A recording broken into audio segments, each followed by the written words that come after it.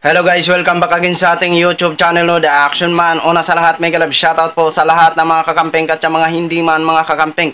Kung interesado ka sa bidyong ito, patapusin mo na hanggang dulo at huwag nyo nang kalimutan na i-like at i-share ang ating video para malaman naman ng ilan sa ating mga kababayan na nagtutulog-tulugan sa katotohanan. So muli naman nagbabalik ang nag-iisa nyong host na si The Action Man para magbigay ng komentaryo at reaction sa mga mainit ng issue ng bayan. So ito ha mga ka-action, na may gusto lang ho ako na i-share sa inyo about po ito sa ibinunyag ni Ka-Eric ho ng SMNI. At ito po ng nadulas, ito si Roque ho, si Harry Roque ho mga ka-action.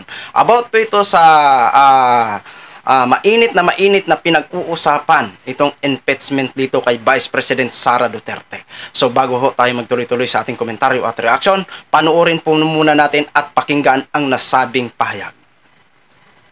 Pangulong Bongbong Marcos at Kamara hinimok na manindigan sa ngalan ng UNITEAM kaugnay sa planong impeachment complaint laban kay Vice President Sara Duterte. Narito ang balita ni Daniela Paulite.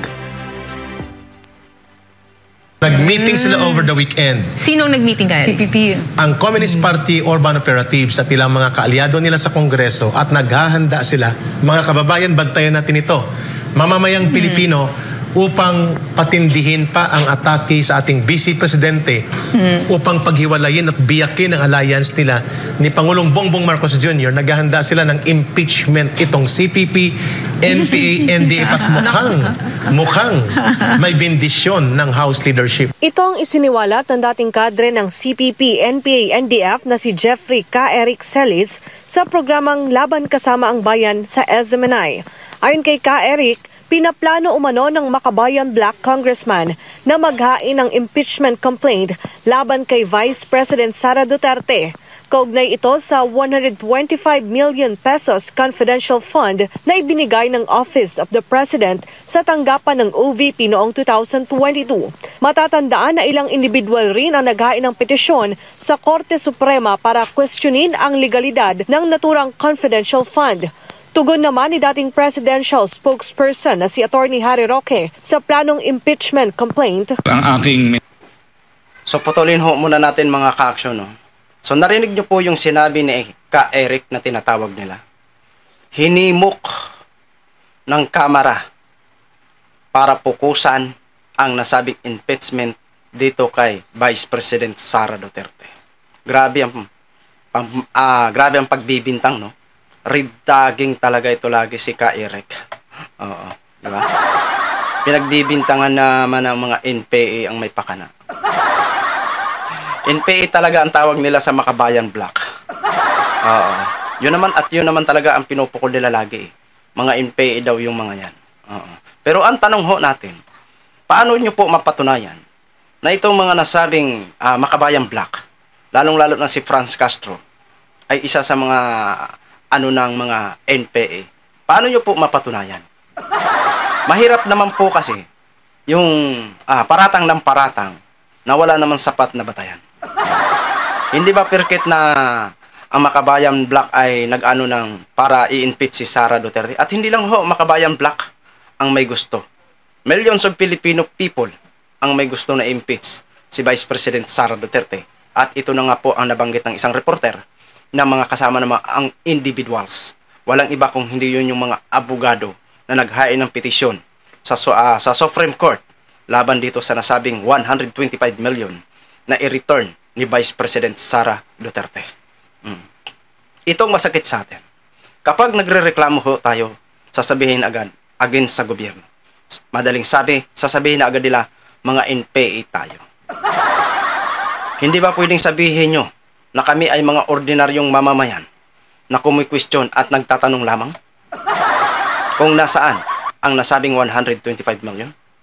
Yun po ay karapatan ng pantao, karapatan ng bawat tao na magtanong. Dahil pira ho natin yan, pira ko, pira nyo po yan. Diba? So ituloy ho natin ang dakdak naman ni Harry Roque. Aking mensahe dyan sa mga nagpaplano ng impeachment, hello! Kung i-impeach mo ang nagtanggap, bakit hindi nyo i-impeach ang nagbigay? Dahil kung wala naman nagbigay, walang natanggap. Hello? Kaugnay nito, hinimok ng dating presidential spokesperson na si Attorney Harry Roque ang mga mambabatas at maging si Pangulong Bongbong Marcos na tumindig sa ngalan ng pagkakaisa. Gumising na po kayo. Pag dumating po talaga sa punto at ang sabi ni Ka Eric ay narariyan na yung punto, nagkaroon na raw ng desisyon para isulong ang impeachment laban kay BP Sara, manindigan naman kayo. Dahil suportado naman kayo ng sambayanang Pilipino, suportado kayo ng 31 milyong Pilipinong bumoto kay BP Sara na ang nais nila ay pagkakaisa. At siguro naman, pag dumating sa punto na magpilit ang speaker sa impeachment, maninindigan na si PBBM. Babala naman ni Roque sa mga nagsusulong ng pagkakawatak sa pamahalaan. Kapag talagang isusulong nyo ang pagkawatak-watak, magdidesisyon ng Pilipino sino ang mas karapat-dapat na mamuno doon sa pinagsasabong ninyong mga lider. At huwag kayong magsigurado na ang manok ninyo ang pipiliin ng mas nakakarami dahil kung titignan natin ang resulta ng eleksyon, hindi po totoo na mas maraming sumuporta sa manok ninyo. O, narinig nyo? Na kung titingnan natin ang nakaraang eleksyon, ay hindi totoo. Nadulas din. Oh, di ba? Lumalabas din ang katotohanan. Bandang huli, binawi agad na mas marami daw ang sumuporta kay Vice President Sara kaysa kay Mr. President Bongbong Marcos. Doon sa salita mo na binitawan na kung titingnan natin sa nakaraang eleksyon ay hindi totoo. Mukhang may alam ka yata, Harry Roque. Ilabas mo na. Total mainit na ang iyong manok. Panahon mo na isiwalat ang nalalaman mo kung mayroon. Pero kung wala, ay di wala. At excuse me po, Harry Roque, hindi po 31 million ang kay Sara na bumoto. 32 million. Oo, baka hindi mo alam ho. Yun. More than 32 million ang bumoto kay idol mo. Kay Mr. President Bongbong Marcos naman ay 31. At doon sa sinasabi mong manindigan ang taong bayan at kung matuloy ang nasabing impeachment, magdidesisyon ang taong bayan. Sinusigurado ho namin yan. 80% na pipiliin ng taong bayan na i-impeach si Sara Duterte. At dyan sa sinasabi mo na bakit isa lang ang i-impeach, siya lang naman itong may dahilan para i-impeach. Dahil yung nasabing 125 million is counted po yun, o honor na po yun, na isang corruption.